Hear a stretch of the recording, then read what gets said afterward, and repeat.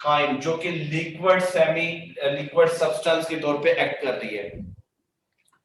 बेटे अभी lecture start नहीं हुआ और आपने हैंड रेस करना शुरू कर दिया। जी बताएं मरियम। सर आपने भी कहा कि स्टमक में एब्जॉर्प्शन भी होती है, एब्जॉर्प्शन किस चीज की होती है? वाटर की कल ये एमसीक्यूज करवाया, बहुत से ओके साल्ट्स की हो जाती है, मेडिसिन अब्सॉर्ब होती है, अल्कोहल अब्सॉर्ब होती है, ठीक है। Okay sir.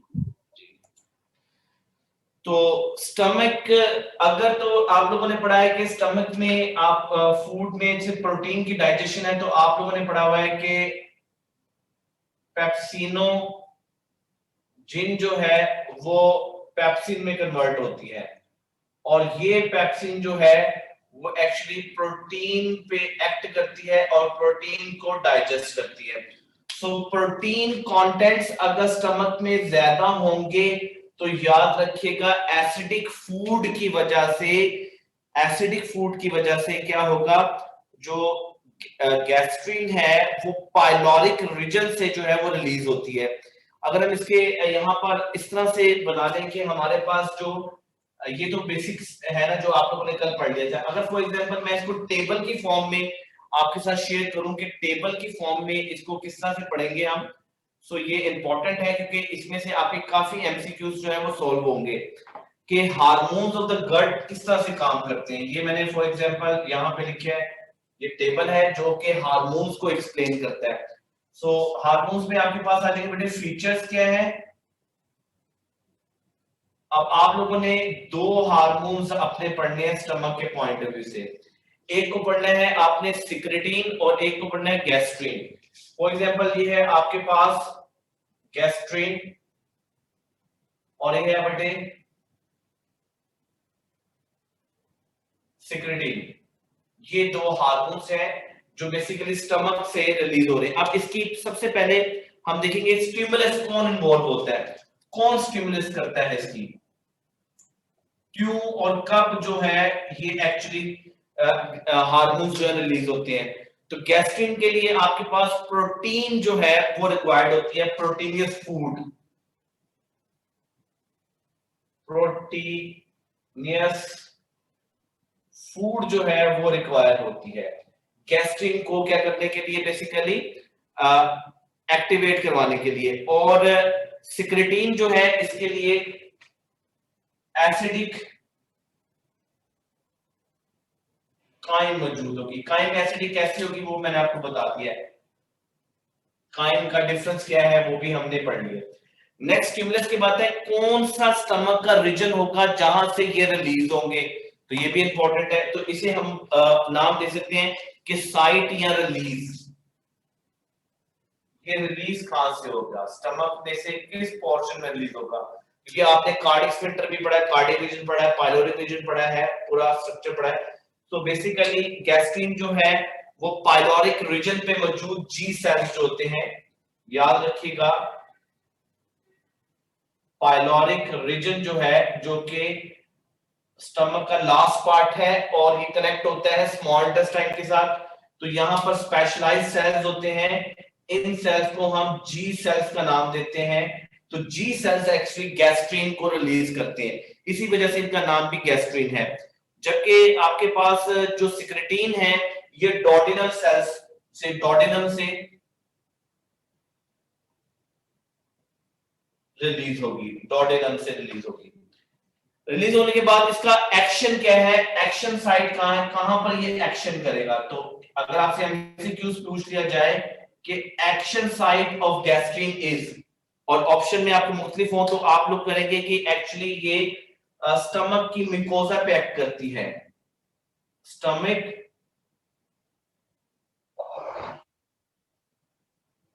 मिकोजा पे एक्ट करेगी। जबकि जो सिक्रेटिन है वो किस पे एक्ट करेगी, बेसिकली वो इसकी एक्शन जो है वो प्रोहिबिटेड एक्शन होता है, वो एक्चुअली स्टॉपेज एक्शन में आता है। इसमें एसएच हमारे पास इसका एक्शन मौजूद नहीं है, क्योंकि इसमें एक्शन जो करना होता है वो फंक्शन में करना होता है। फंक्शन क्या है, गैस्ट्रिन का फंक्शन ये है कि ये पेप्सिनोजिन को पेप्सिन में कन्वर्ट करती है और एचसीएल की मदद से ये बेसिकली गैस्ट्रिन का क्या मतलब है या फंक्शन क्या है कि ये पेप्सिनो जिनको पेप्सिन में कन्वर्ट करती है और जो कि प्रोटीन की डाइजेशन में इन्वॉल्व होता है। सिक्रेटिन जो है इसका एक्शन क्या है, यानी कि एक्शन का मतलब फंक्शन क्या है इसका, तो ये स्टमक में करवाती है, दो काम है इसका कि एक तो ये करेगी इसके स्टमक में इनहिबिट करवाएगी किसको, गैस्ट्रिन को, गैस्ट्रिन को इनहिबिट करवाएगी और साथ में जो लीवर एंड पेनक्रियास है उनको क्या करेगी, ये फर्दर जो है वो इसमें स्टिमुलेट करेगी ताकि फूड जो है उसकी डाइजेशन हो सके स्मॉल इंटेस्टाइन में। बेटे यहां तक कोई प्रॉब्लम है, किसी का कोई क्वेश्चन है तो कर सकता है कि मैंने रेज करना है और मैंने आगे की तरफ मूव करना है। ये टेबल आपने याद रखना है कि स्टिमुलस कौन सी है, रिलीज कौन सा है, एक्शन साइट कहां पर है और फंक्शन क्या है। जी सुमैया कंदील जी बेटे।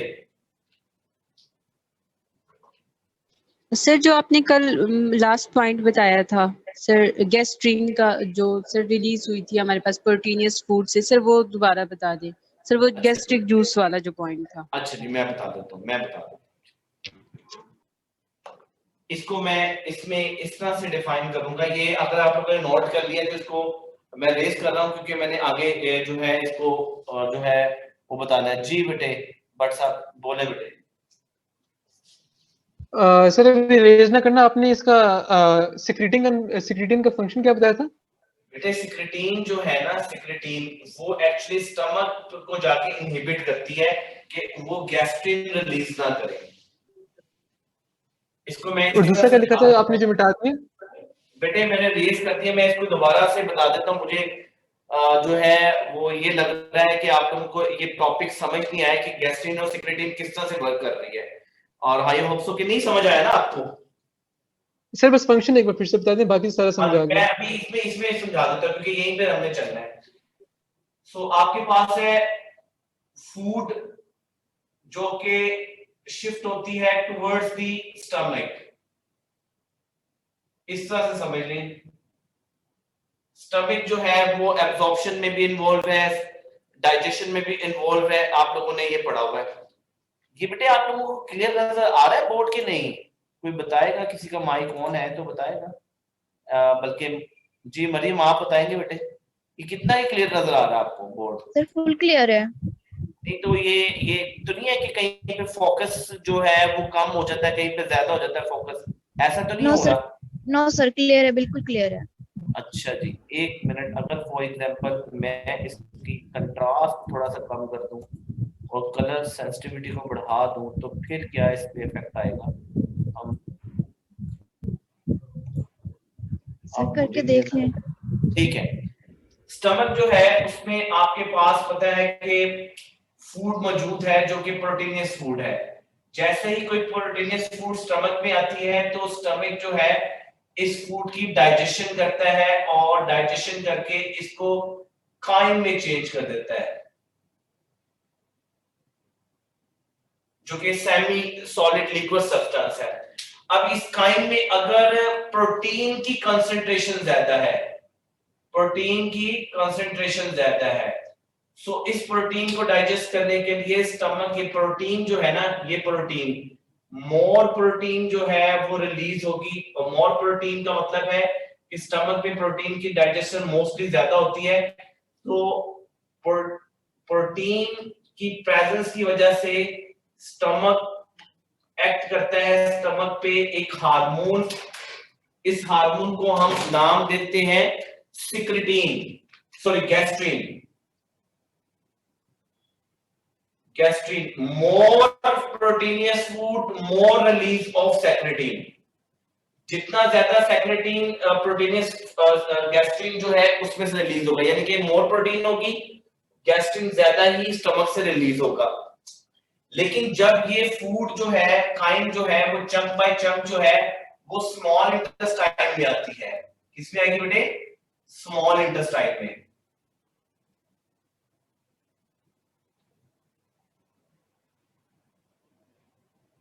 फॉर एग्जांपल स्मॉल इंटेस्टाइन के फर्स्ट पार्ट में आएगी जिसको हम डोडेनम बोलेंगे। तो जैसे ही एसिडिक फूड जो है स्मॉल इंटेस्टाइन पे जाकर टच करेगी तो स्मॉल इंटेस्टाइन के जो सेल्स हैं, जो डोडेनल सेल्स है, डोडेनम के सेल्स हैं, इंटेस्टाइन के सेल है, वो एक हार्मोन रिलीज करते हैं, इसको हम सिक्रेटिन का नाम देते हैं। ये सिक्रेटिन हार्मोन क्या करता है? ये सिक्रेटिन हार्मोन बेसिकली स्टमक पे जाकर जो है इन जी सेल्स को ब्लॉक करता है। जी सेल्स को क्या करेगा? ब्लॉक करेगा। तो ये नेगेटिव फीडबैक मैकेनिज्म के थ्रू हो रहा है कि इसमें जो जी सेल्स हैं, जी सेल्स जो हैं वो एक्चुअली इनहिबिट करे। देखिए ना, फूड जो है वो स्टमक से निकलकर स्मॉल इंटेस्टाइन में आ गई है, तो अब स्टमक को क्या जरूरत है कि वो गैस्ट्रिन डेवलप करे? सो गैस्ट्रिन को स्टॉप करने के लिए सिक्रेटिन जो है वो रिलीज होती है, और सिक्रेटिन जो है स्मॉल इंटेस्टाइन से रिलीज होगी। More secretin and more inhibition of G cells. जब जी सेल्स जो है उनकी जो है वो ब्लॉकेज होगा तो एक्चुअली स्टमक जो है वो डाइजेशन करना बंद कर देगा। तो इस वजह से इसमें कहते हैं कि स्टमक में डाइजेशन डिसकंटिन्यूस होती है, कि जब आपने फूड खा ली है 6-7 घंटे के बाद हो या 5 घंटे के बाद वो स्मॉल इंटेस्टाइन में मूव करती है। जब स्मॉल इंटेस्टाइन में फूड जाती है तो बेसिकली स्मॉल इंटेस्टाइन ने डाइजेशन करनी होती है, ठीक है, क्योंकि फूड यहाँ पे कुछ डाइजेस्ट होकर आई थी, तो स्टमक को डाइजेशन में रोका जाता है ताकि स्मॉल इंटेस्टाइन जो है वो क्या करे, सिक्रेटिन रिलीज करे और साथ में डाइजेशन भी करे। ये सिक्रेटिन जो है elevated level of this secretin, जब सिक्रेटिन का लेवल बढ़ जाएगा और गैस्ट्रिन का लेवल कम होगा तो स्टमक में डाइजेशन का प्रोसेस जो है वो स्टॉप या स्लो हो जाएगा, ठीक है। और सिक्रेटिन दो काम करती है, यहां पर आप लोगों ने बात याद रखनी है सिक्रेटिन के। जी बेटे मोहम्मद ताहा जी बोले, बेटे जल्दी करें। सर आपने लिखवाया था कि it stimulates liver and pancreas, तो सर लिवर में तो वो रिलीज ऑफ बाइल कराती है, लेकिन पैंक्रियास में क्या रोल होता है सर सिक्रेटिन का? अच्छा जी मैं बता देता हूँ। जी बेटे आप बोले आमना दिलबर। ये जो सिक्रेटिन है ये आपने लिखवाया कि इसकी कोई एक्शन साइट नहीं होती है तो स्टमक पे। ठीक है मैं बता देता हूँ आपको इसका आंसर भी। जी सुमैया कंदील बोले जल्दी बेटे। सर ये जो जी सेल्स हैं सर ये स्टमक में होंगे या मतलब हाँ जी पाइलोरिक रीजन पे होंगे, स्मॉल इंटेस्टाइन में नहीं सर होंगे, ये pyloric endocrine region of stomach पे होंगे। सर एंडोक्राइन ग्लैंड होंगे या एक्सोक्राइन? हाँ जी एंडोक्राइन ग्लैंड में होंगे ये। सर ठीक है, थैंक यू। अच्छा बेटे मैंने आपको ये एक फंक्शन ये बता दिया, दूसरा फंक्शन ये है कि ये जो सिक्रेटिन है ना, सिक्रेटिन जब ये सिक्रेटिन का लेवल बढ़ेगा तो फिर इसका फंक्शन इसके अलावा क्या है, और अगर सिक्रेटिन का लेवल बढ़ता है फिर इसकी सिक्रेटिन क्या है, तो ये दो ग्लैंड्स पे भी एक्ट करती है। एक क्योंकि आप ताहा ने ये क्वेश्चन पूछा और बाकी स्टूडेंट्स ने भी पूछा कि सर आपने सिक्रेटिन का बताया था कि सिक्रेटिन स्टमक के अलावा कहां पे एक्ट करेगी, तो एक्चुअली सिक्रेटिन जो है वो दो ग्लैंड्स पे एक्ट करती है। एक को हम बोलते हैं लीवर, क्या बोलते हैं बेटे? लीवर। ये आपके पास है लीवर। लीवर जो है उसकी शेप जो है वो तकरीबन इस तरह से है, ये लीवर है। लीवर के पास जो है वो इस तरह से एक डक्ट है, इसकी डक्ट निकल रही है और ये डक्ट जो है वो इस तरह का एक स्ट्रक्चर बना रही है, ये स्ट्रक्चर बना रही है। इस स्ट्रक्चर को हम कॉमन बाइल डक्ट का नाम दे दें। ये जो मैंने डक्ट बनाई है ये है इसके पास गॉल ब्लैडर। क्या है बेटे? Gall bladder. ये बेटे इसमें क्या है? Gall bladder. तो एलिवेटेड लेवल ऑफ सिक्रेटिन जो है ना, ये सिक्रेटिन जो है वो इन लीवर सेल्स पर जाकर एक्ट करेगी। ये याद रखिएगा, भूलिएगा मत कि स्मॉल इंटेस्टाइन से निकलने वाली सिक्रेटिन ब्लड से निकलेगी ना, तो ब्लड में अगर इसकी कंसंट्रेशन बढ़ती है तो एक तरफ वो इन जी सेल्स को इनहिबिट कर रहा है और दूसरी तरफ ये वो लीवर को क्या कर रहा है, जाकर कंट्रोल कर रहा है। लीवर को जो कंट्रोल करता है तो लीवर में हिपैटोसाइट सेल्स होते हैं।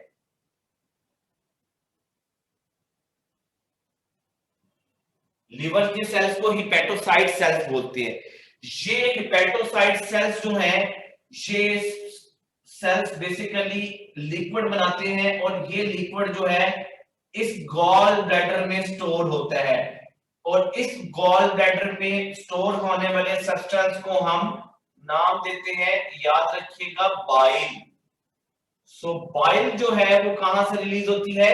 एक्चुअली गॉल ब्लैडर से रिलीज होती है और उसमें रोल क्या है? सिक्रेटिन का है और एक और होता है कोलिसिस्टिकिन, क्योंकि आपने अगर वो नहीं पढ़ना बेटे, ताहा बोले।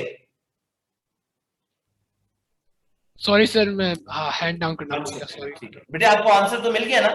जी सर, मिल गया, थैंक यू। चलो ठीक है जी। सुमैया बोले, आप बेटे जल्दी जल्दी बोले। सर ये लास्ट क्वेश्चन है सर, प्रोटीन के इंक्रीज करने से गैस्ट्रिन इंक्रीज होगा? सर वो जो आपने एरो डाउन लगाया हुआ है, सर ये क्या लगाया हुआ है? मैंने आपको बताया है कि फूड स्टमक से स्मॉल इंटेस्टाइन में जाइए। सर ये नहीं सर, काइम जो रिलीज हुआ है ना, प्रोटीन ज्यादा है सर, फिर इसके साथ जो आपने गैस्ट्रिन के साथ लगाया हुआ है एसिडिक काइम, इसका प्रोटीन डाइजेशन के साथ है ना। फॉर एग्जांपल काइम जो है वो तो फूड है, लेकिन जब वो एसिडिक हो जाती है वो ड्यू टू द प्रोटीन होती है ना। ज्यादा प्रोटीन डाइजेस्ट होगी, ज्यादा आपने मीट लिया हुआ है, कोई प्रोटीनियस फूड ली हुई है, तो उसके लिए हमें गैस्ट्रिन की जरूरत है ना। तो गैस्ट्रिन ही तो क्या करती है, ये डाइजेशन में इन्वॉल्व होती है और साथ में जो HCl होता है उसमें इन्वॉल्व होती है। जाहिर बात है, आप लोगों ने पढ़ा हुआ है कि पेप्सिनोजेन तो पेप्सिन बनना है। तो अब स्टमक से काइम निकलकर स्मॉल इंटेस्टाइन में आ गई है और जो स्टमक में से निकल के एसिडिक फूड जब टच करती है ना इंटेस्टाइन को, तो वो काइम जो है वो काइल में चेंज होती है एक्चुअली। बहरहाल ये इसमें डिफरेंस में नहीं जा रहे। तो जब एसिडिक फूड जो है स्मॉल इंटेस्टाइन के साथ टच करता है तो सिक्रेटिन का लेवल आहिस्ता आहिस्ता कहते हैं राइज अप होता है।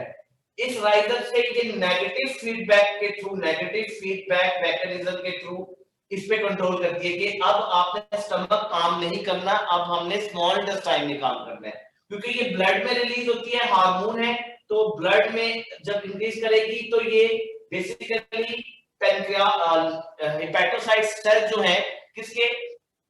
लीवर के, वहां पर बाइल बनाएगी। बाइल जो है ये एक इमल्सिफाइंग एजेंट है, इमल्सिफाइंग एजेंट है, ग्रीन वाटरी फ्लूइड है।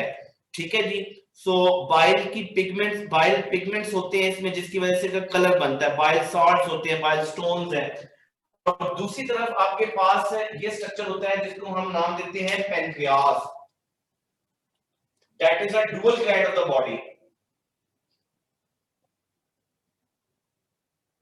Pancreas, pancreas is a dual gland of the body. Pancreas की फॉर एग्जांपल अगर आप शेप देखें सो आप लोग इस तरह से इसको पढ़ते हैं कि ये एक लीफलेट लाइक स्ट्रक्चर आपके पास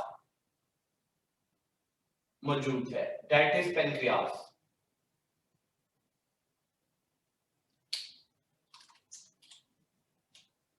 और इसके ऊपर इस तरह से ये एक वेसल होती है। ठीक है, ये आपके पास बेटे पेनक्रियास है। पेनक्रियास में दो तरह के सेल्स होते हैं, एक को हम बोलते हैं एंडोक्राइन सेल्स और एक को बोलते हैं एक्सोक्राइन सेल्स। फॉर एग्जांपल ये आपके पास सेल्स हैं, ये आपके पास इसमें सेल्स हैं, ये आपके पास इसमें सेल्स हैं, ये सेल्स हैं और ये सेल्स हैं। ये आपके कहलाएंगे बेटे एंडोक्राइन सेल्स। एंडोक्राइन सेल्स का मतलब है कि इसमें आपके लैंगरहैंस होते हैं, जिसको आप आइसोलेट्स ऑफ लैंगरहैंस बोलते हैं, जिसमें आपके पास बीटा सेल्स होंगे और जिसमें आपके पास अल्फा सेल्स होंगे। और आप लोगों ने पता है कि इंसुलिन एंड ग्लूकागोन वगैरह, क्योंकि हमने वो पढ़ना नहीं है इसमें। और दूसरा जो इसका फंक्शन होता है वो फॉर एग्जांपल मैं कह रहा हूं, ये इसमें रेड कलर के कुछ सेल्स मौजूद हैं। ये जो रेड कलर के सेल्स मौजूद हैं इसको हम बोलते हैं एक्सोक्राइन सेल्स।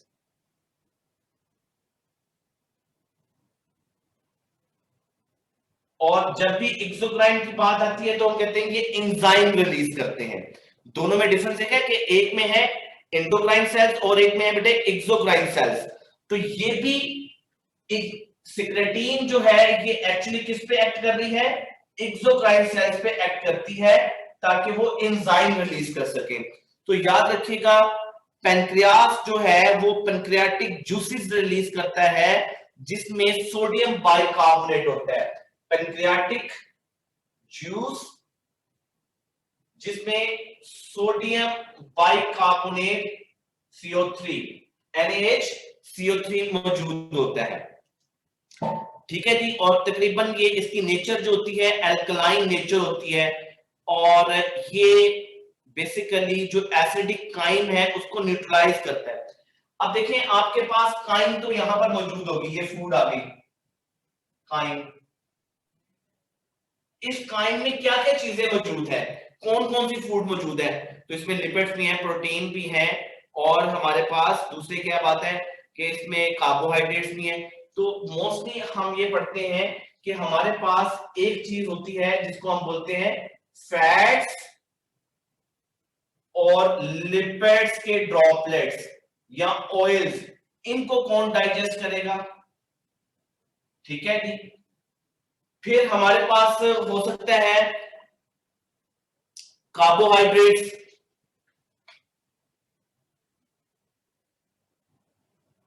तो स्टमक में से जो डाइजेशन नहीं हुई तो इनको कौन डाइजेस्ट करेगा? फिर आपके पास हो सकती है बेटे प्रोटीन। प्रोटीन को कौन डाइजेस्ट करेगा? जाहिर बात है आपने फूड अगर ली है तो उसमें ये कंपोनेंट्स तो होंगे। तो एक्चुअली पैनक्रियाटिक जूसेस जो है वो रिलीज करते हैं आपके पास सबसे पहले एक एंजाइम जिसको हम पैनक्रियाटिक लाइपेज बोलते हैं। Pancreatic lipase enzyme. ये एंजाइम इस लिपिड्स को, फैट्स को ऐसे ही डाइजेस्ट नहीं कर देता, ब्रेक डाउन नहीं करता।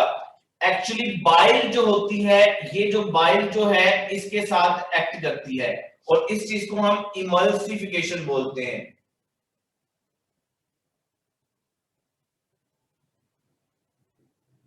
याद रखिएगा पेनक्रियास से निकलने वाला जो एंजाइम है एक्टिव फॉर्म में होता है, जो कि पैनक्रियाटिक जूसेस में होता है, और ये काइम यानी कि जो स्मॉल इंटेस्टाइन में फूड आई है लिक्विड मटेरियल की शेप में, उसमें सबसे पहले लिपिड्स को फॉर एग्जांपल वो डाइजेस्ट करता है। ये नहीं है कि पहले लिपिड्स को करेगा, प्रोटीन को भी कर सकता है। मैंने लिपिड्स पहले लिख दिया है। तो लाइपेज कभी भी इन लिपिड्स को डाइजेस्ट नहीं कर सकता जब तक बाइल में मौजूद साल्ट्स जो है वो उस पर एक्ट न कर ले। ठीक है। पैनक्रियाटिक जूसेस में से दूसरा एंजाइम जिसको हम नाम देते हैं अमाइलेज निकलेगा।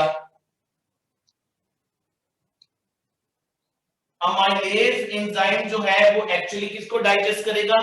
वो कार्बोहाइड्रेट्स को डाइजेस्ट करता है। मोस्टली इसकी प्रोडक्ट जो होती है माल्टोज होती है। प्रोटीन के लिए बड़ा कॉन्सेप्ट बड़ा इंपॉर्टेंट है कि यहां पर ये दोनों जो है pancreatic amylase and pancreatic lipase, ये दोनों एक्टिव फॉर्म में होती हैं। पैनक्रियाटिक जूसेस जो है उसमें एक एंजाइम और भी रिलीज होता है। इस एंजाइम को हम कहते हैं कि प्रोटीन की डाइजेशन में इन्वॉल्व होता है। फॉर एग्जांपल वो कौन सा होगा, इसको हम पढ़ते हैं यहां पर प्रोटीन की डाइजेशन के लिए। तो हमारे पास होगा बेटे ट्रिप्सिनोजिन। पहला एंजाइम है प्रोटीन की ट्रिप्सिनोजिन। इसको कन्वर्ट किया जाता है ट्रिप्सिन में। ट्रिप्सिनोजिन इनएक्टिव फॉर्म है और ट्रिप्सिन जो है वो एक्टिव फॉर्म है जो कि प्रोटीन को डाइजेस्ट करती है। ट्रिप्सिनोजिन को ट्रिप्सिन में कैसे कन्वर्ट किया जाता है ये याद रखिएगा। पैनक्रियाटिक जूसेस जो है इस ट्रिप्सिनोजिन को इस ट्रिप्सिन में चेंज करते हैं। तो पैनक्रियाटिक जूस में ऐसी क्या चीज है, वो एक्चुअली होती है एक एंजाइम जिसको हम नाम देते हैं एंटेरोकाइनेज। एंटेरोकाइनेज एंजाइम है। एक्चुअली ये पैनक्रियाटिक जूस से तो नहीं निकलता, लेकिन हम यहाँ पर एंटेरोकाइनेज एंजाइम जो है ये इस ट्रिप्सिनोजिन को ट्रिप्सिन में कन्वर्ट करता है। फिर ये जो ट्रिप्सिन होती है जी सर, इंट्रोकाइनेज का किसमें, पैंक्रियाटिक जूस में होगा? नहीं होगा जी सर ये डुओडेनल एक्चुअली ये पैनक्रियाटिक जूसेस में नहीं होता, ये डोडेनम से निकलता है। डोडेनम मिकोजा, डोडेनल मिकोजा से निकलता है।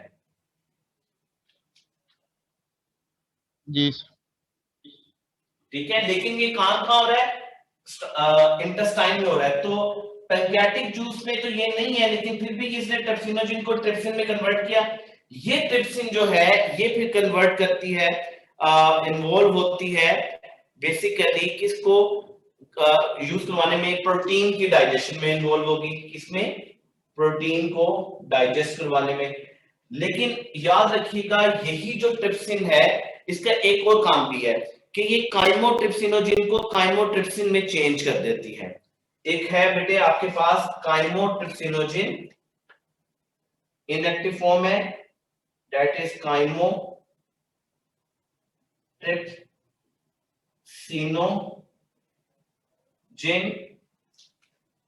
कन्वर्ट होती है काइमोट्रिप्सिन में।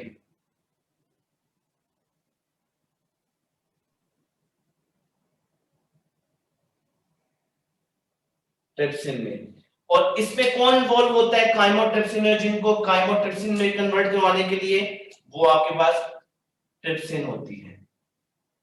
ठीक है, ये आप लोगों ने याद रखना है। और ये बेसिकली पैंक्रियाटिक जूसेस जो है इसमें इन्वॉल्व तो नहीं है, लेकिन ये पैंक्रियाटिक जूस जो है वो इसको इस कदर सूटेबल बना देते हैं कि ये सारा वर्किंग हो जाए। अब ये जो सारी प्रोसेस है वो कहां पर हुआ है, डोडेनम में हुआ है। तो इंटेस्टाइन्स में ये सारा फंक्शन हुआ है, स्मॉल इंटेस्टाइन के फर्स्ट पार्ट में। जी वसीम, सात वसीम भट्ट। जी सर। सर आपने शुरू में कहा था कि जो पैंक्रियास है वो ड्यूल ग्लैंड है, तो स्टमक भी ड्यूल ग्लैंड है क्योंकि वो उसमें भी एंडोक्राइन और हाँ जी, एक्सोक्राइन वो भी दोनों होता ग्लैंड है, है। लेकिन लार्जेस्ट यही हमारे पास है, वो इसलिए मैं नहीं बताया कि फिर बच्चे कहते हैं सर आप एंडोक्राइनोलॉजी पढ़ा रहे हैं, तो वहां पे भी तो कुछ पढ़ाना है ना हमने। ठीक है सर, थैंक यू। जी एंड डाउन कर रहे हैं जी। Masoom Ishtiaq. Sir, can you please tell the full form of EK and MM? MM mean duodenal mucosa। Sorry? mucosa से रिलीज होगी, mucosa। Okay. Only mucosa? mucosa, duodenal mucosa।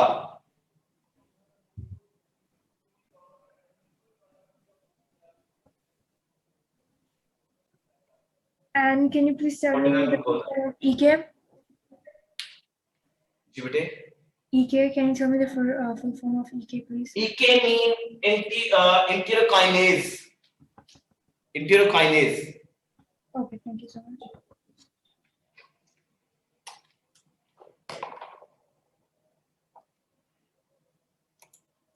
जी सुमैया कंदील। Sir chymotrypsin का आपने क्या वर्क बताया? ये इनएक्टिव फॉर्म है और ये एक्टिव फॉर्म काइमोट्रिप्सिन में चेंज होती है, जो कि बेसिकली प्रोटीन को पेप्टोन्स और पॉलीपेप्टाइड में चेंज कर रही होती है। और ये हमेशा ये जो है ना ये सारी ये प्रोटीनियस एंजाइम जो ये सारे हैं ये इनएक्टिव में होंगे, जबकि pancreatic lipase and amylase active form में रिलीज होंगे। ठीक है बेटे? यस सर, मतलब ये ट्रिप्सिन के साथ ही वर्क करेगी काइमोट्रिप्सिन? एक्टिव करेगी ना, यानी कि काइमोट्रिप्सिनोजिन को काइमोट्रिप्सिन में किसने चेंज किया, ट्रिप्सिन ने। क्लियर है जी? आप बोले मोहम्मद मरियम जी। बेटे ये आखिरी क्वेश्चन है, इसके बाद मैं पढ़ाऊंगा। सर हमने स्मॉल इंटेस्टाइन का स्ट्रक्चर नहीं करना? बेटे वो भी करने हैं, इसके बाद उसी पे जा रहे हैं हम। अभी मैंने कभी ये कहा है कि बेटे आपका टॉपिक खत्म हो गया, बस हमने इतना ही पढ़ना था। मैंने तो आपको अभी इसकी केमिकल जो है जो जिसकी फिजियोलॉजी है वो समझाई है। बेटे मोबाइल ऑफ करें अपना, माइक आपका खराब हो जाएगा। फिजियोलॉजिकल एक्टिविटी समझाई है मैंने, तो अभी आपको आगे जो इसकी स्ट्रक्चर्स हैं फर्दर उसको तो बताया नहीं है कि कौन सी क्या चीज कहां पर है। तो ये क्योंकि आपकी बुक में लिखा हुआ है अमाइलोज, अमाइलोप्सिन वगैरह, lipase, trypsin, chymotrypsin, sodium bicarbonate, enzyme, liver के भी मैंने फंक्शन बता दिया आपको। अगर लीवर में बाइल साल्ट्स की कमी पेशी हो जाए तो बाइल्स जो गॉल स्टोन्स हैं वो डेवलप हो जाते हैं कोलेस्ट्रॉल हाई होने की वजह से।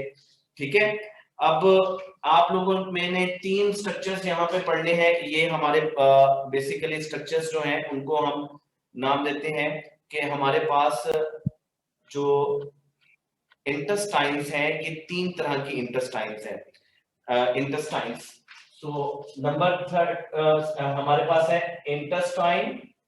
इंटेस्टाइन जो है ये हमारे पास वो कैविटी है, वो ट्यूब है जहां पर सारा प्रोसेस होता है। सो इंटेस्टाइन में हम सबसे पहले बोलेंगे small intestine. Intestine length wise जो है वो लार्ज इंटेस्टाइन से बड़ी होती है। याद रखिएगा, स्मॉल इंटेस्टाइन की जो लेंथ है वो लार्ज इंटेस्टाइन से ज्यादा होती है, लेकिन फिर भी इसको हम क्या बोलते हैं, स्मॉल इंटेस्टाइन क्यों बोलते हैं कि इसका डायमीटर कम होता है। तो इसकी कुछ वैल्यू है, आपने डोडेनम पढ़ी है, जेजुनम के बारे में पढ़ा है और आप लोगों ने इलियम के बारे में पढ़ा है। तो 3 आप लोगों ने जो है वो स्ट्रक्चर्स पढ़े हैं। एक है इसमें डोडेनम होगी,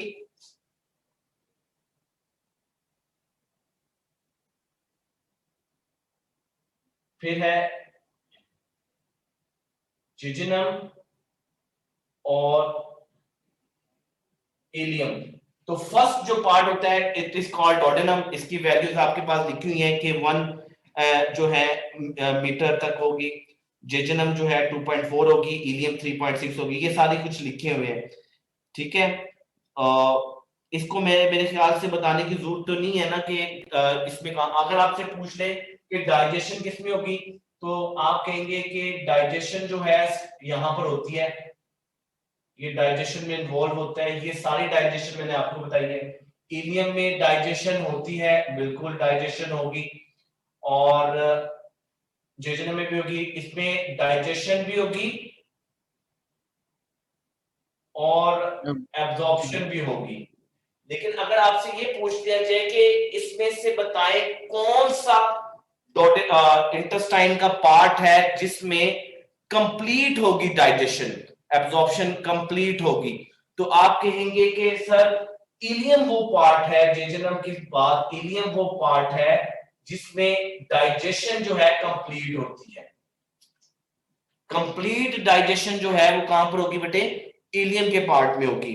तो इंटेस्टाइनल एंजाइम में आपने कुछ चीजें पढ़ी हुई हैं, अमाइनो पेप्टाइडेज आपकी बुक में लिखा हुआ है, माल्टेज है, लाइपेज है, लैक्टेज है, इनकी क्या क्या फॉर्मेशंस है ये आपने पढ़ी है। सो जो इंपॉर्टेंट चीज है वो है बेटे आपके पास एब्जॉर्प्शन। आप लोगों ने पढ़ा है कि एब्जॉर्प्शन जो है, कंप्लीट डाइजेशन एब्जॉर्प्शन, वो क्या डोडेनम में हो सकती है? हो सकती है, जेजुनम में होती है, इलियम में ये कंप्लीट हो जाती है डाइजेशन, लेकिन एब्जॉर्प्शन जो है वो लार्ज इंटेस्टाइन तक मूव करती है। सो इसको हम देख लेते हैं एब्जॉर्प्शन कैसी होगी और इसके क्या क्या एमसीक्यूज जो है वो पूछ सकते हैं। सो आप लोगों ने पढ़ा है कि इलियम जो है ना वो मेजर एब्जॉर्प्शन साइट है। याद रखिएगा, एब्जॉर्प्शन जो है वो इलियम जो है वो एक मेजर एब्जॉर्प्शन साइट है। ये एमसीक्यूज में पूछ सकता है, अभी मैंने ऊपर समझाया भी है कि यहां पर होगी। फिर लॉन्गेस्ट पार्ट जो है वो इलियम है, किसका बेटे, आपके स्मॉल इंटेस्टाइन में। इलियम जो है वो बेसिकली लॉन्गेस्ट पार्ट है स्मॉल इंटेस्टाइन में, सबसे ज्यादा हिस्सा इसका होता है।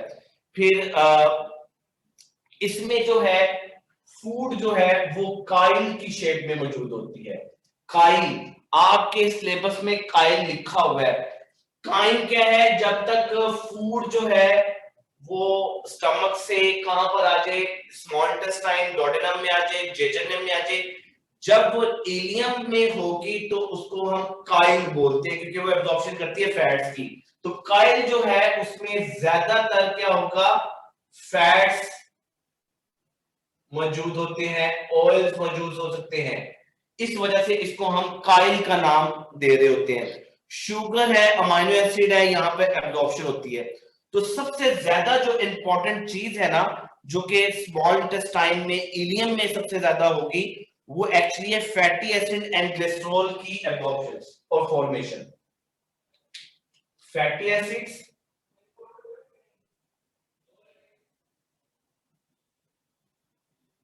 एंड ग्लिसरॉल जो है उसकी फॉर्मेशन भी हो, कॉम्बिनेशन हो, उसकी जो है वो अटैचमेंट भी हो। सो बेसिकली हमारे पास याद रखिएगा कि हमारे पास एपिथेलियल सेल्स होते हैं जिसमें फैट्स होती है और उसमें लैक्टिल्स बनती है। सो आपके पास है स्टमक के अंदर माइक्रोविलाई और विलाई। आप लोगों ने ये क्रॉस सेक्शंस पढ़े हुए हैं, ये मैं इसकी कोई डिटेल में नहीं जा रहा क्योंकि ये एफएससी का लेक्चर नहीं है। एफएससी के लेक्चर में हम डिटेल में बताते हैं इसको। सो अगर आप स्टमक को इनसाइड ओपन करें तो आपको ये स्ट्रक्चर जो है उसमें नजर आता है।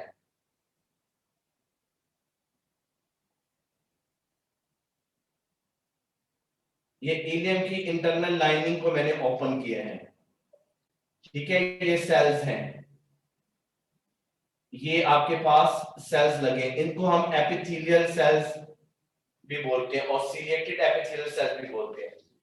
अब फॉर एग्जांपल जब इनको ओपन करते हैं ना, यहाँ पे इनमें ब्लड वेसल्स होती हैं। फॉर एग्जांपल ये आपके पास एक लैक्टेल सिस्टम बना हुआ है इसके अंदर, और इसके ऊपर आपके पास ब्लड वेसल्स वगैरह मौजूद हैं, ठीक है।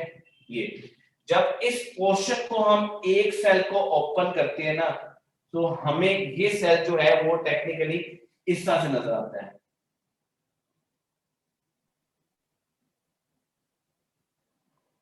इस सेल्स के सरफेस एरिया पर बहुत से विलाय मौजूद होते हैं, इसको हम माइक्रोविलाय बोलते हैं। माइक्रो विलाय, ये विलाय सेल्स हैं, और विलाय को अगर हम ओपन करें तो इसमें हमारे पास बहुत से माइक्रोविलाय नजर आएंगे। ये इनको हम ब्रश बॉर्डर्स भी बोलते हैं, जो कि एब्जॉर्प्शन ऑफ वाटर, मिनरल्स और बहुत सी चीजों में इन्वॉल्व हो सकता है। तो ये क्या है, माइक्रोविलाई है, इनके अंदर ब्लड वेसल्स है। ये एक्चुअली आपके पास एपिथेलियल सेल्स है, और इसमें ये आप लोगों के पास है न्यूक्लियस सेल्स के अंदर, आपको पता है कि सेल है। सो ये बेसिकली क्या होता है कि जो फैट्स वगैरह हैं वो इंटर होती हैं। फॉर एग्जांपल मैं कहता हूं बेटे ये आपके पास है ब्लैक कलर में फैट्स, फैट्स का मतलब है फैटी एसिड्स। ये सेल में इंटर होंगे, बिल्कुल इसमें इंटर होंगे, ठीक है जी। इसके साथ ऐड हो जाएगी, फॉर एग्जांपल ये आपके पास है प्रोटीन्स रेड कलर में, या आपके पास कार्बोहाइड्रेट्स हो सकते हैं, मैंने प्रोटीन रख दिया है, ठीक है। सो ये बेसिकली ये जब इस सेल्स में इंटर होते हैं तो एक्चुअली ये आपस में क्या, इसको हम लाइपोप्रोटीन का नाम देते हैं। क्या बोलते हैं? लाइपोप्रोटीन। ये लाइपोप्रोटीन जो है फॉर एग्जांपल यहां पर बनी है, इसको ओपन किया ना, तो ये यहां से निकलेगी फॉर एग्जांपल ये, और ये इस ब्लड वेसल्स में चले जाएगी। जो हमारे पास ये ब्लड वेसल्स हैं, इसको अगर ओपन करें तो ये हमारे पास ब्लड वेसल्स है, या वेसल्स में चले जाएगी, इसको हम नाम देके इसमें चल जाएगी, ठीक है जी। इनको हम स्मॉल ब्लड वेसल भी बोल सकते हैं, या हम कहते हैं कि लैक्टिल्स होती हैं जहां पे लाइपोप्रोटीन होती है। और फिर ये लाइपोप्रोटीन जो है यहां से होती थोरैसिक डक्ट में जाती हैं, और थोरैसिक डक्ट से होती हुई ये कहां पे मूव करेंगी आपके पास, याद रखिएगा, थोरैसिक डक्ट से ये मूव करेंगी टुवर्ड्स दी थोरैसिक लंफ डक्ट से मूव करेंगी ब्लड की तरफ, और यहाँ पर हमारे ब्लड में चले जाएंगी। ये हमारे पास है एब्जॉर्प्शन मैकेनिज्म ऑफ। अगर आपसे पूछ लिया जाए कि लिपिड्स एंड प्रोटीन जो है उसकी कॉन्जुगेशन इंटेस्टाइन में कहां होती है, तो आप कहेंगे जी एपिथेलियल सेल्स में। और यहाँ की ट्रांसपोर्ट अगर आपसे पूछ ली जाए कि वो लैक्टेल यानी कि लिम्फेटिक सिस्टम से होती हुई, लंफ से होती हुई वो ब्लड का पार्ट बन जाती है, ठीक है जी। बोले बेटे सुमैया, बेटे जल्दी बोलो।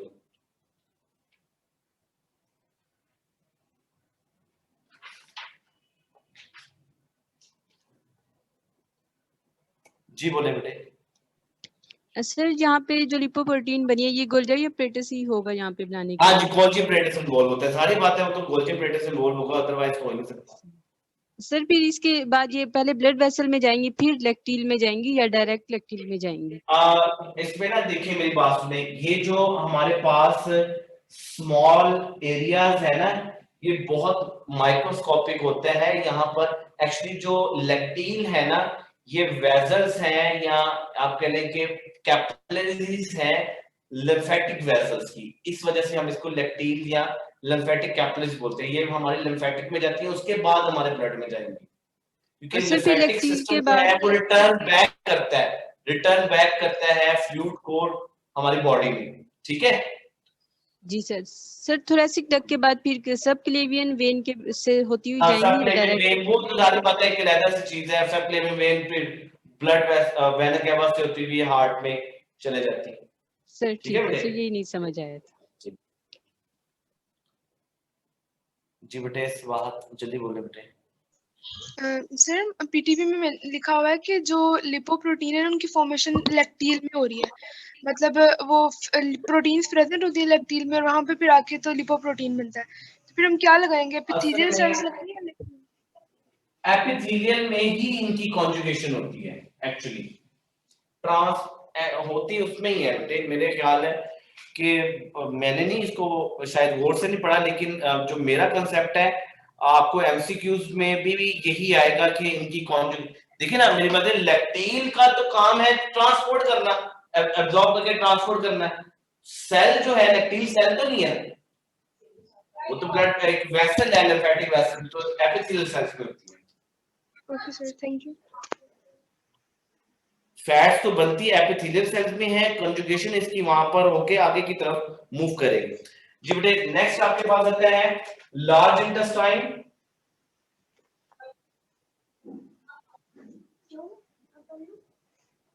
लार्ज इंटेस्टाइन के बेसिकली आपके पास 3 पार्ट्स होते हैं, इसको हम यहां पर देख लेते हैं।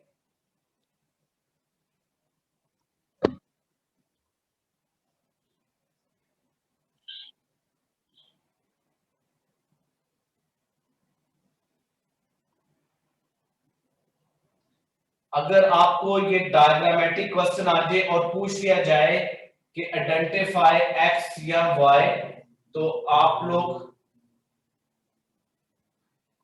ने इसको एक्सप्लेन कैसे करना है जी?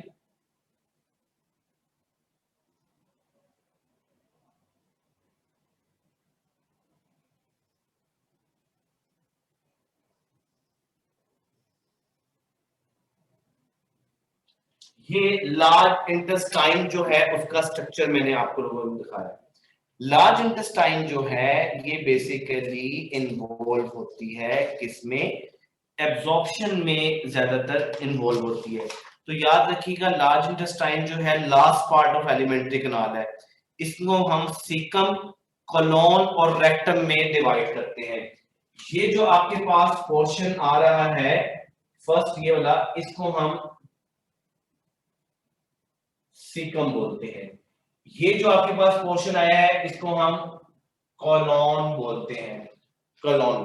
और ये जो पोर्शन आपके पास आया है इसको आप रेक्टम का नाम देते हैं। तो एक्चुअली लार्ज इंटेस्टाइन के 3 पार्ट है, वन इज सीकम, कोलोन और रेक्टम। अगर आपसे पूछ दिया जाए कि स्मॉल इंटेस्टाइन लार्ज इंटेस्टाइन के साथ कहां पर अटैच है, तो आप कहेंगे कि एक्चुअली सर ये जो आपके पास लार्ज इंटेस्टाइन है ना और स्मॉल इंटेस्टाइन है, ये आपस में एक पॉइंट के थ्रू यहां पर जुड़े होते हैं और इनको हम नाम देते हैं, ये हमारे पास एक पॉइंट है जहां पर ये आपस में जुड़े होंगे, इसको हम इलियोकोरिक स्फिंक्टर बोलते हैं।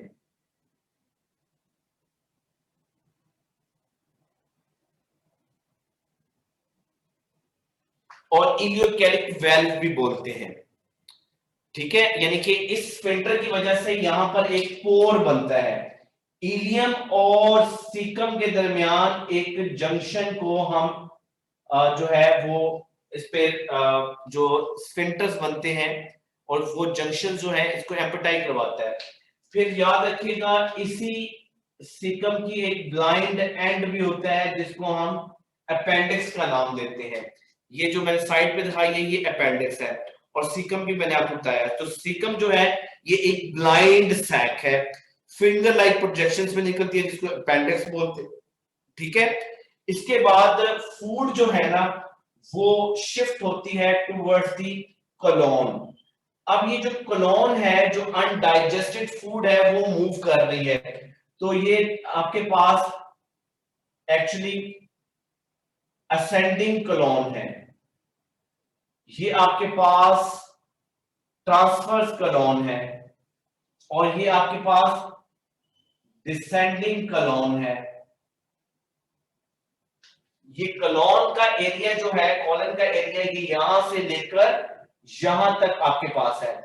फिर कोलोन जो है एक मॉडिफाइड होती है और छोटा सा एफ लाइक स्ट्रक्चर बनाती है, इसको हम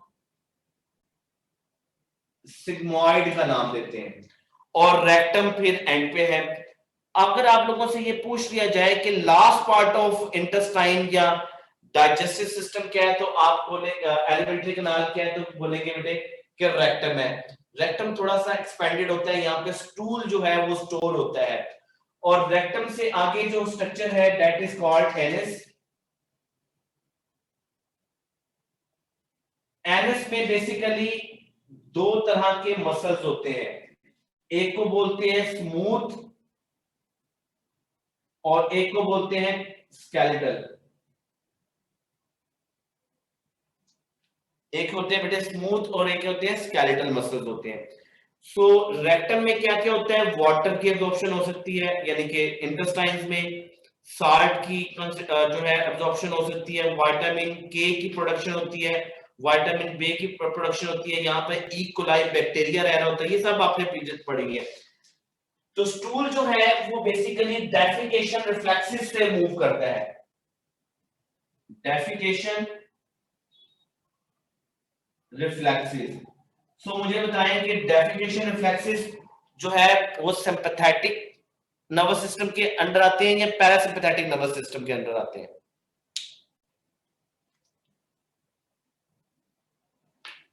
जी बेटे कोई बताएगा कि ये सिंपैथेटिक के अंदर आते हैं या पैरासिम्पैथेटिक के अंदर आते हैं? कोई बोलेगा? जी अलीना जी बेटे बताएं।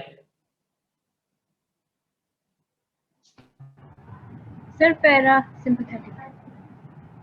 रेस्ट एंड र्यूमिनेशन के अंडर आते हैं, ठीक है जी। वकार हसन बताएं। उमामा आप बताएं बेटे। Sir sympathetic. सिंपैथेटिक के अंदर आते हैं, पैरासिम्पैथेटिक के अंदर नहीं आते। ये इमरजेंसी कंडीशन होती है। क्या हो गया आप लोगों को? अच्छा बेटे अगर आप लोगों से पूछ लिया जाए कि ह्यूमन डाइजेस्टिव सिस्टम में कितने स्फिंक्टर्स होते हैं, स्फिंक्टर्स कितने होते हैं ह्यूमन डाइजेस्टिव सिस्टम में? ह्यूमन डाइजेस्टिव सिस्टम में स्फिंक्टर्स कितने होंगे? तो आंसर है आपके पास 7। ह्यूमन डाइजेस्टिव सिस्टम में 7 स्फिंक्टर्स होते हैं, ठीक है जी। ह्यूमन डाइजेस्टिव सिस्टम में 7 स्फिंक्टर्स होते हैं, याद रखिएगा।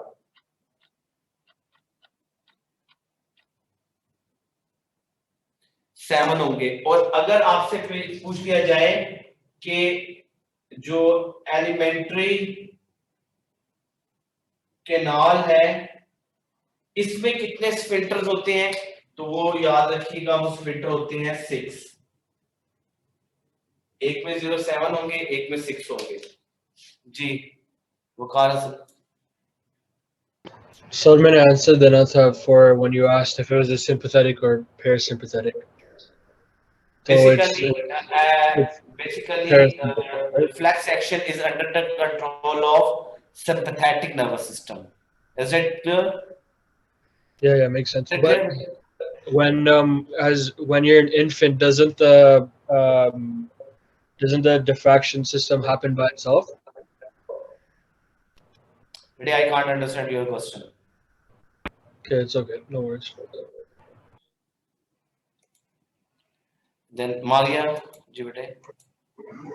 Sir small intestine large intestine कहाँ पे अटैच करेगा, मतलब कंबाइन करेगा? सीकम. सर जो आपने रेड से बनाया है वो वाला पार्ट होगा? जी बिल्कुल, ये मैंने बनाया जी. ओके, और सर अपेंडिक्स कहाँ पे होगा? अपेंडिक्स पे अपेंडिक्स जो है ये सीकम के साथ ही फिंगर लाइक प्रोजेक्शन है, इसको हम अपेंडिक्स का नाम दे रहे हैं.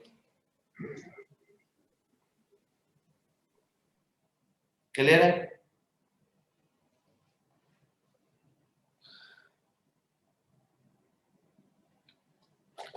जी बेटे मोहम्मद अहमद. जी बेटे.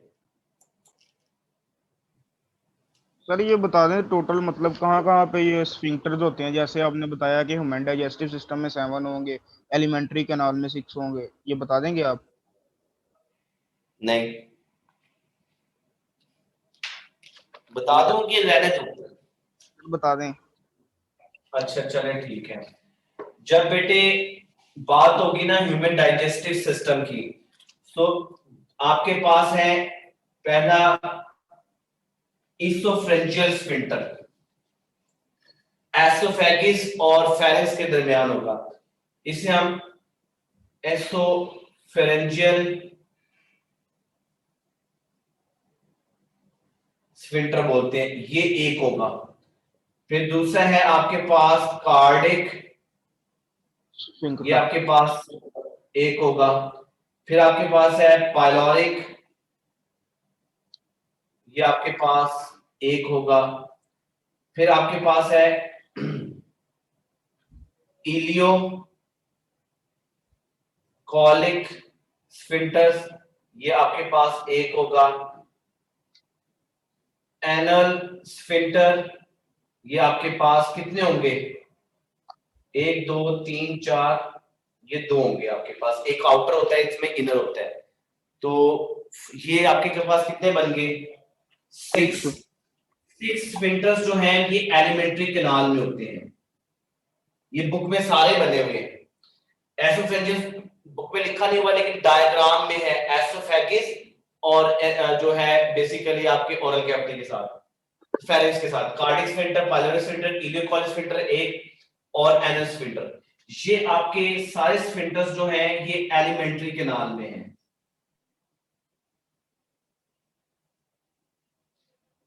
ठीक है. और एक 2 स्फिंक्टर्स और होते हैं जिसको हम नाम देते हैं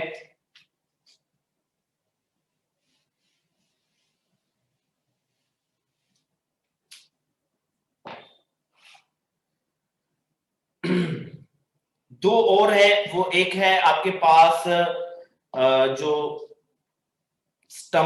लीवर और पेनक्रियास जो है वो एक्चुअली अटैच होते हैं.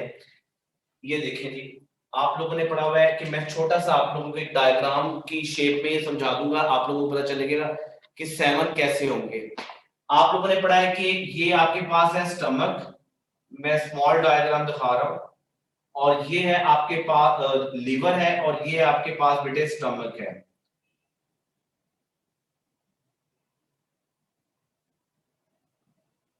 ये स्टमक है, ये लीवर हो गया, और ये आपके पास है बेटे पेनक्रियास.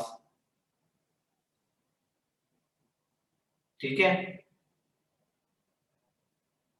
ये आपके पास इस तरह से आ गया, ये आपके पास इस तरह से आ गया. ये रेड कलर की लाइन आ रही है लीवर से, ये एक वेसल आ रही है, और ये वेसल ओपन होती है इस डक्ट में. किसकी डक्ट में? पेनक्रियास की डक्ट में. ये पेनक्रियाटिक डक्ट है, इसको हम बोलते हैं पेनक्रियाटिक डक्ट. इसी पेनक्रियाटिक डक्ट में सिक्रीशंस होती हैं, याद रखिएगा. इसी पेनक्रियाटिक डक्ट में क्या होती है? सिक्रीशन मौजूद होती है. सो ये जो आपके पास ब्लड वेसल, ये जो स्टमक से आने वाला ये पाइलोरिक एंड है, तो ये एक्चुअली यहां पर इस तरह से बेसिकली क्या होगा? अटैच होगा. ये देखें, ये आपके पास इंटेस्टाइन है. कौन सी इंटेस्टाइन है? डोडेनम है, स्मॉल इंटेस्टाइन है। सो एक्चुअली ये जो आपके पास लाइन है ये वाली,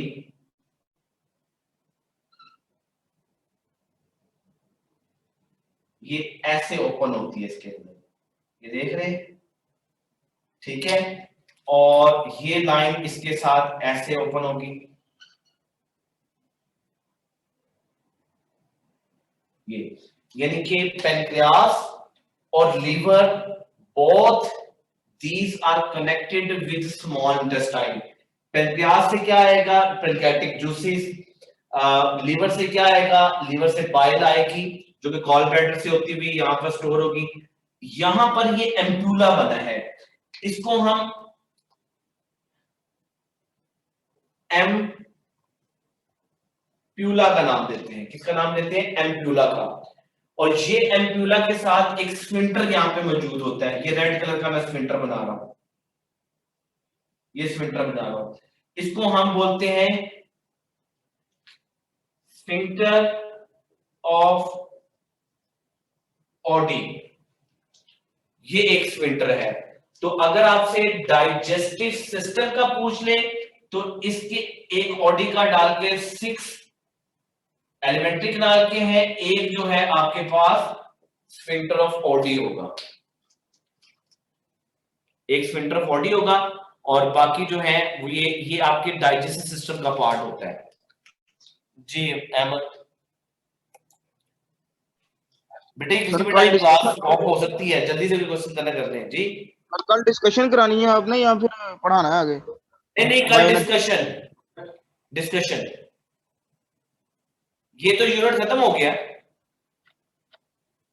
अरे ये वाला उसके साथ भी गैसेस एक्सचेंज का बना है ना यूनिट, मतलब हाँ तो वो तो लैदा से होगा ना, वो तो यानी कि बात है, वो तो लैदा से ही होगा। सो ये स्फिंक्टर ऑफ ऑडी का आपको पता होना चाहिए कहाँ कहाँ पर इसकी फॉर्मेशन होती है, और साथ में आपको ये भी पता होना चाहिए एब्जॉर्प्शन कहाँ पर है।